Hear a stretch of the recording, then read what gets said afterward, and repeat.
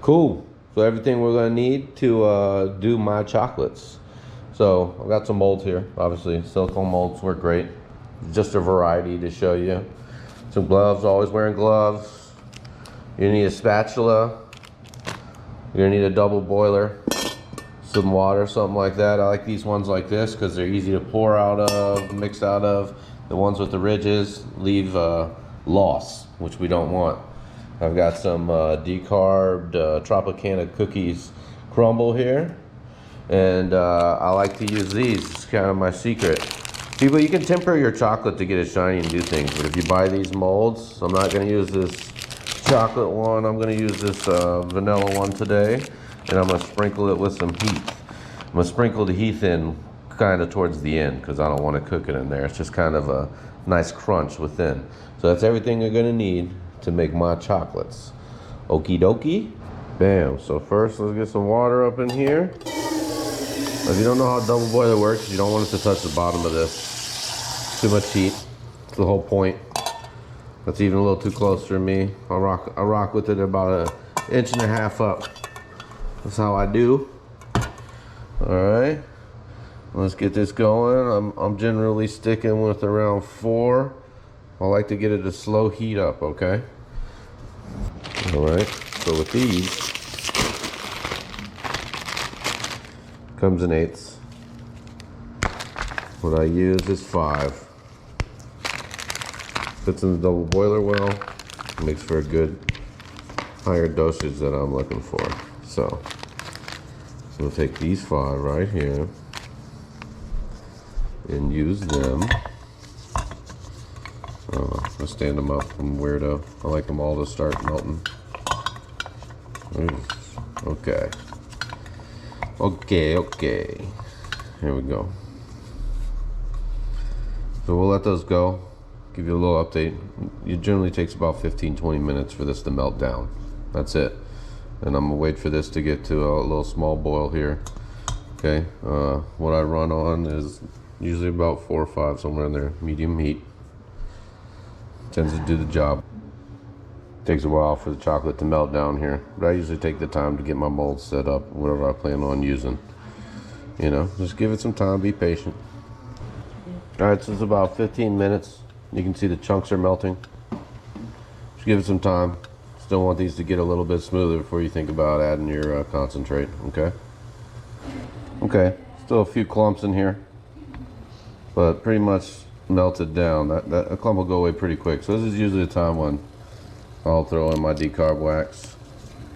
Pull it right out there, ready to go. I like to stretch it a little bit. Don't really need to, because it will get really oily in here and mix well. But, you know, time is money. So you'll see, I'm gonna leave it there. I'm gonna let it sit probably for like a minute, okay? And then we're gonna go ahead and stir it around and show you. Okay. So we're gonna move this around. You can see it's already gooey, almost like oil. You can see traces of it moving around. So this is gonna mix in here really well.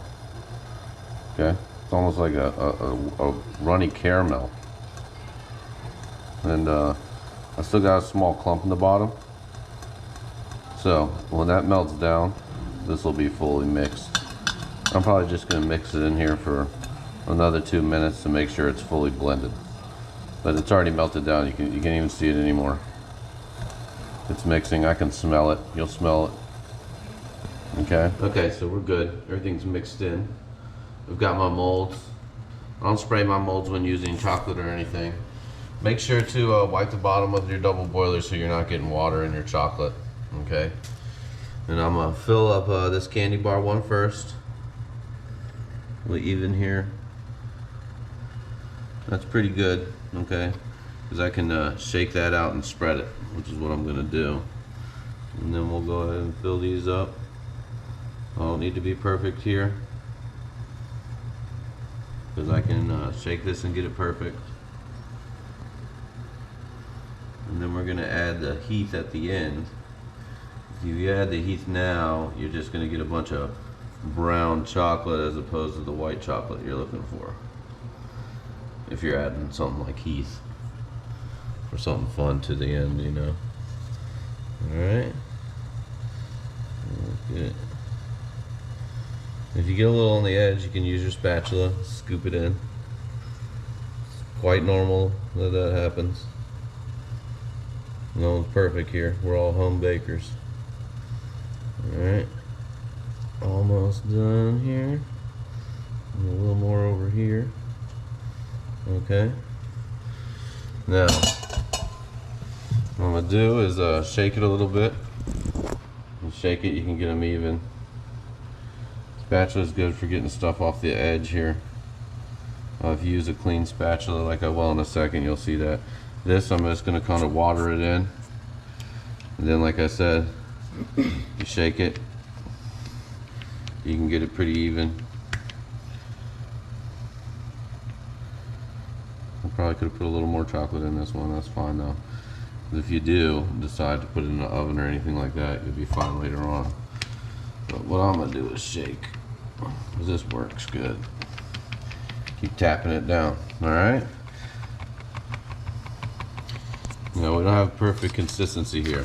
Now what I'm gonna do is add a little heat at the end here. Doesn't matter if it spills, you can clean it up a little later on. All right. Give them a good coating so that you have this cool heat side. Some of it's going to come off. Don't worry about that. Like I said, you can clean up. You better get a good coating in there. All right. Get some on here. All right. Shake a little bit. All right.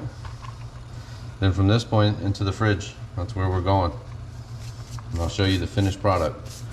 Okay. So chocolates have been in the fridge for over an hour. Not very long. These are the first trees that we looked at here. I'd pull them out of the silicone, they come right out. Nice, smooth, cool texture. Our little gingerbreads here with the heath in them. You see cool little gingerbread girl with a little heath crust on the other side. It's in there pretty good. Got it in there while it's hot. And then here's our little chocolate bar we did here. Comes right out. We got the Heath bar crust on the one side. There we go. Let the excess fall off there. And then you know you've got some nice lines. It's a good little chocolate bar. And you can see it's shiny. Don't need to temper the chocolate at all. It's shiny, very clean. Silicone will do that for you. Use those chocolate mold trays like I said. Get creative. Do whatever makes you happy, but I find that the easiest way to do chocolates. You know, you can do milk chocolate, you can mix the white and the dark, you can do a bunch of combinations, you can add things to it, use whatever molds, holiday molds. You know, it's just a real fun way to do it and very easy. People struggle with chocolate, making their own and using chocolate chips, and then they realize they got to temper it. Use the trays, use the molds, the secret. All right. Okay, recap. That's how I do my chocolates. All you need is a double boiler, a spatula, some decarb wax, and a chocolate tray made for molding, meaning dipping pretzels, strawberries in. The best stuff. Don't need to temper it. That's all you need. Takes about 20 minutes in the kitchen, prep, heating and melting the chocolate down, and then about an hour in the fridge, and then you're done. That's how easy it is.